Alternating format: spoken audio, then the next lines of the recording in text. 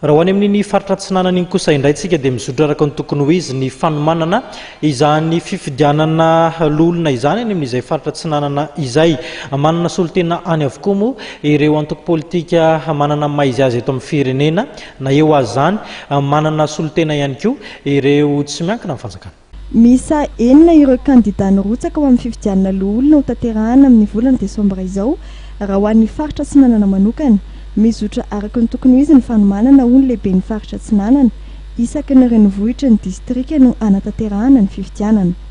Milamina tanteraka ny fanomanana ny fikarakarana ny fifidianana lolona teto amin'ny faritra tsinanana ary tena tafapetraka daholo zay nieritreritra androsaka lista ho sénateur amin'ny 29 décembre ho avy zao.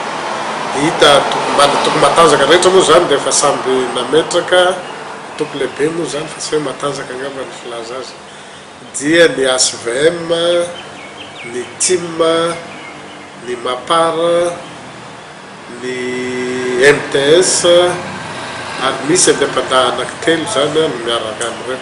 Marina fa ny faritra Atsinanana dia ahitana distrika 7 izay manana commune 420 satria moa mpifidy lehibe no anatanterahana ity fifidianana ity dia ireo ben'ny tanàna sy ny mpanolotsaina no andray anjara amin'izany.